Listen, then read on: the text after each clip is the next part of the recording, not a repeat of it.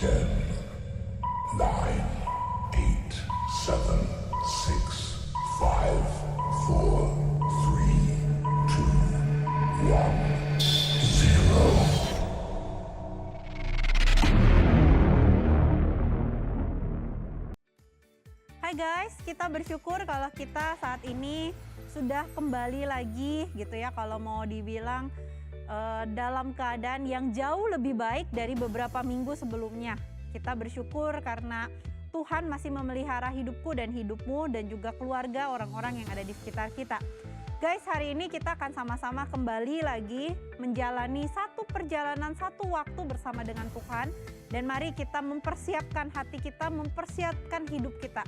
Kalau kita masuk masa-masa lem, biarlah masa-masa ini mengingatkan kita betapa besar kasih Tuhan, betapa berharganya hidupmu di hadapan Tuhan, hingga ia rela untuk menyerahkan hidupnya demi menebus engkau dan saya untuk kembali menjadi anak-anaknya. Yuk teman-teman, kita ambil waktu, kita tenangkan diri kita di hadapan Tuhan, kita masuk di dalam saat teduh.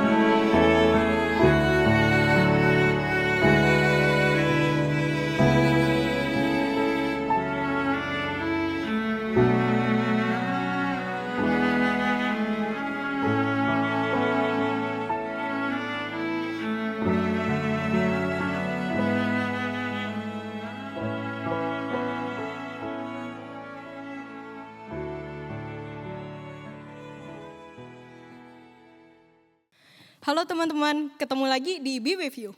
Teman-teman belakangan mungkin ngelihat beberapa berita tentang pelonggaran aturan-aturan di pandemi ini ya. Misalnya kayak level PPKM di Jakarta yang udah balik lagi ke level 2. Atau mungkin transportasi umum yang udah beroperasi 100% lagi. Dan masih banyak lagi deh. Nah, walaupun beberapa hal ini udah dilonggarkan, tapi kita harus tetap melakukan protokol kesehatan. Seperti misalnya pakai masker, cuci tangan, dan sebagainya. Hal ini tuh dilakukan supaya kesehatan kita tetap terjaga ya teman-teman. Supaya kita tetap sehat, kita harus tetap taat kepada peraturan-peraturan yang ada demi kenyamanan kita juga. Tapi teman-teman, gimana dengan kesehatan rohani kita? Apakah kita masih ingat dan selalu taat kepada Tuhan? Tuhan Yesus rela mati di kayu salib untuk menebus dosa kita. Sebegitu besar kasihnya, sebegitu care-nya dia kepada kita. Tapi kita suka nggak taat sama dia. Dan jatuh lagi ke dalam dosa yang sama terus. Ketidaktaatan itu yang membuat kehidupan rohani kita ini kalau bisa dikatakan dalam tanda kutip jadi sakit teman-teman. Teman-teman lihatlah betapa pedulinya Tuhan sama kita. Karya terbesar yang udah dia lakukan buat kita. Dan ayo kita kembali lagi taat kepada Tuhan dalam kondisi apapun. Mari kita naikkan pujian karya terbesar.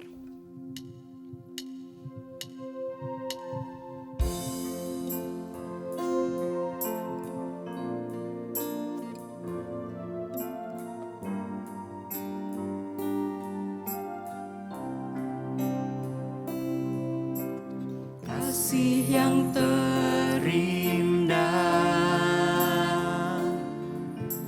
hati yang mulia, hanya ku temukan di dalam-Mu, Yesusku. Pujian dari hatiku selalu di setiap waktuku, tiada pernah berubah kasih-Mu. Karya terbesar dalam hidupku, pengorbanan-Mu yang selamatkanku. Engkaulah harta yang tak ternilai, yang ku miliki dan ku hargai. Yesus, Engkau ku kagumi.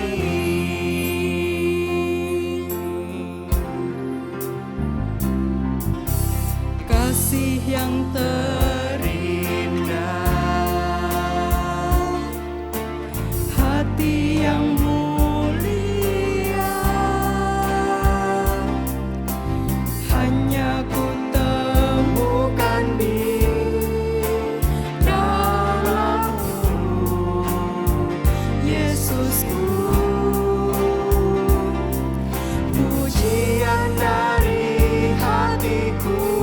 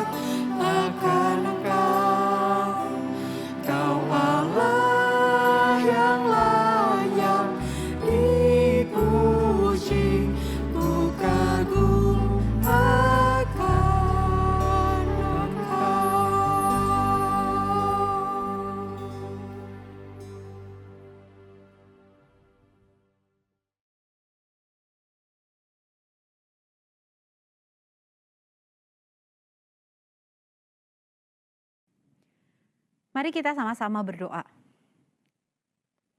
Tuhan, kami saat ini mau datang ke hadapan Tuhan kembali lagi. Kami ingin hidup kami diubahkan, kami ingin hidup kami diasah sehingga kami boleh semakin bertumbuh di dalam kebenaran firman Tuhan. Kami boleh semakin mengenal Engkau sebagai Tuhan yang hidup, Tuhan yang mengasihi kami, dan bukan Tuhan yang jauh dari kami, tetapi Tuhan yang dekat dan peduli dengan kami. Tuhan, tolong kami, mohon anugerah-Mu menyertai hidup kami. Hanya di dalam satu nama Tuhan kami Yesus Kristus kami mengucap syukur dan berdoa. Amin. Teman-teman, Matius 27 ayat 46 berkata seperti ini. Kira-kira jam 3 berserulah Yesus dengan suara nyaring, Eli, Eli, lama sabachthani. Artinya, Allahku, Allahku, mengapa engkau meninggalkan aku? Teman-teman, pertanyaannya adalah apakah benar Allah Bapa meninggalkan Tuhan Yesus? Gitu ya. Apakah benar Tuhan Yesus ditinggalkan saat itu? Teman-teman, setiap dari kita pasti senang ketika kita tahu ada orang yang mencintai diri kita. Terlebih lagi, kita pasti senang kalau orang itu membuktikan cintanya dengan tidak backstreet, tapi dengan sungguh-sungguh membuktikan kepada orang-orang di sekitarnya, membuktikan dan menceritakan atau menunjukkan gitu ya, menunjukkan dengan sangat luar biasa bahwa dia sungguh-sungguh mencintai kita. Nah teman-teman, ketika kita ngomong senang bahwa ada orang yang mengasihi kita, ada orang yang mencintai kita, maka perkataan Tuhan Yesus yang berkata, Eli, Eli, lama sabachthani, yang artinya Allahku, Allahku, mengapa engkau meninggalkan aku, merupakan bukti bahwa Tuhan itu sungguh sangat amat mencintai kita. Dia bukan Tuhan yang cuma ngomong cinta kemudian dia tidak melakukan apapun.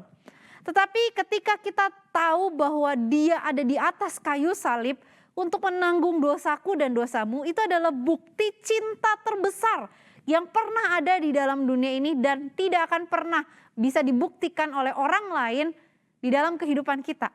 Teman-teman, pada waktu Tuhan Yesus berkata, Eli, Eli, lama sabachthani, maka sebenarnya itu Tuhan Yesus saat itu benar-benar sedang menanggung dosa manusia, menanggung penghakiman, menanggung hukuman yang seharusnya diterima oleh kita, yang seharusnya kita tanggung, tapi semuanya itu ditanggungkan kepada Tuhan Yesus dan kemudian termasuk Tuhan atau Allah Bapa sendiri meninggalkan dia. Karena apa? Karena yang seharusnya berseru Eli, Eli, lama sabachthani bukanlah Tuhan Yesus, tetapi diri kita yang seharusnya binasa. Diri kita yang seharusnya menanggung hukuman dosa itu. Diri kitalah yang terpisah dan menjadi seteru dengan Allah. Namun teman-teman, dengan begitu besar kasih Tuhan dalam hidup kita, dengan begitu besar pengorbanan Tuhan di dalam hidup kita, dan Ia membuktikannya di atas kayu salib, sehingga dia menanggung dosaku dan dosamu. Dan dia kalau mau dibilang gitu ya, rela datang ke dalam dunia ini. Rela gitu ya, meninggalkan semua kemuliaannya untuk mati di atas kayu salib. Dan bahkan kalau mau dibilang, mengalami keterpisahan dengan Bapaknya sendiri yang sungguh-sungguh dia sayangi, yang sungguh-sungguh dia kasihi. Teman-teman, ketika Tuhan Yesus mengatakan hal itu, ini adalah sebuah bukti bahwa dia tuh sungguh-sungguh mengasihi engkau dan saya. Dia bukan Tuhan yang mengatakan cinta kemudian dia backstreet gitu ya. Tapi teman-teman, ketika dia menyatakan bahwa dia mengasihi kita, dia membuktikan di depan semua orang, membuktikan di dunia ini bahwa dia sungguh-sungguh mau, kalau mau dibilang, mengorbankan nyawanya. Bukan hanya dia berpuisi atau bukan hanya dia bernyanyi, lautan yang paling dalam akan kuselami dan gunung yang paling tinggi akan kudaki. Tapi dia membuktikan dengan menyerahkan nyawanya untukku dan untukmu. Itu yang pertama teman-teman, ketika Tuhan Yesus berkata, Eli, Eli, lama sabachthani, maka itu berarti Tuhan itu sangat amat mencintai kita. Dan dia membuktikan cintanya pada diri kita. Yang kedua teman-teman, ketika Tuhan berkata di atas kayu salib, Eli, Eli, lama sabachthani, maka sebenarnya apa yang dia ingin sampaikan? Yang ingin dia sampaikan adalah seperti ini. Dramanya Tuhan itu jauh lebih hebat daripada dramanya K-pop, drama-drama Korea gitu ya kalau mau ngomong. Kenapa teman-teman? Dia bukan drama yang berakhir dengan sad ending, tetapi dramanya Tuhan itu adalah drama yang berakhir dengan happy ending, dengan sebuah kemenangan yang luar biasa. Meskipun kelihatannya Tuhan Yesus saat itu mati gitu ya. Meskipun saat itu kelihatannya, benar-benar Tuhan Yesus itu mati, sungguh-sungguh mati gitu ya. Kok kayaknya kelihatannya kalah gitu ya. Kok Tuhan Yesus mati sih? Kok jagoannya mati sih gitu ya, kalau kita ngomong tentang drama gitu ya teman-teman. Dan Tuhan Yesus benar-benar mati gitu ya. Tuhan Yesus benar-benar binasa saat itu gitu ya. Tapi kemudian 3 hari kemudian dia bangkit dari antara orang mati. 3 hari kemudian dia menyatakan bahwa dramanya Tuhan, filmnya Tuhan itu bukanlah film yang berakhir hanya dengan sad ending, dengan kekalahan saja. Tetapi dramanya Tuhan menunjukkan bahwa dia adalah Tuhan yang memegang kendali atas segala sesuatu. Bahkan ketika Yesus saat itu benar-benar mati dan kelihatannya dia kalah, justru saat itulah apa?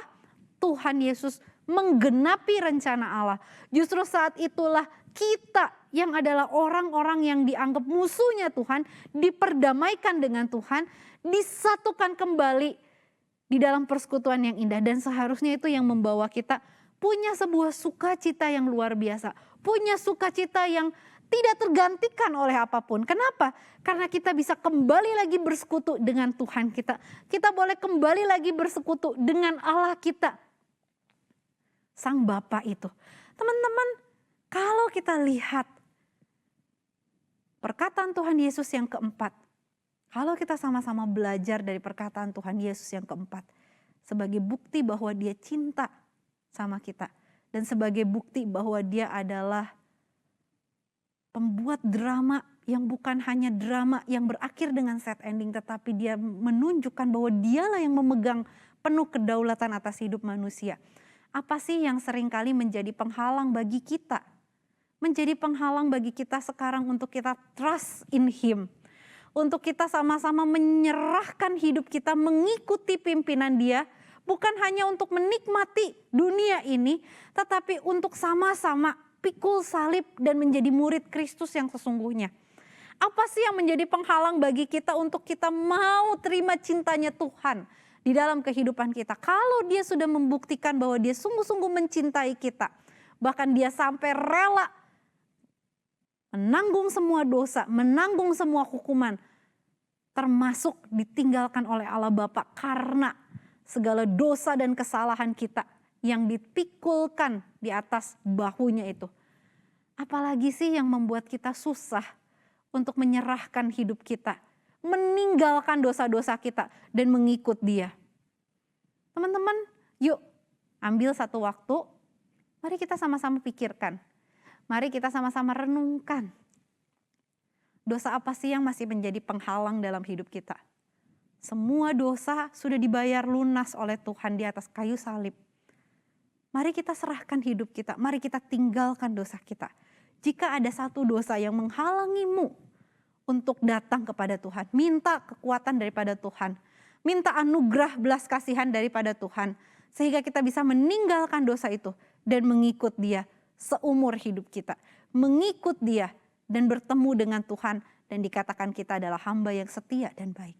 Teman-teman, mari kita renungkan. Kalau ada satu dosa, kalau ada 2 dosa atau berapa dosa pun yang masih menghalangi engkau, yang masih mengikat engkau untuk datang kepada Tuhan. Mari teman-teman tuliskan itu, teman-teman bilang, Tuhan tolong saya.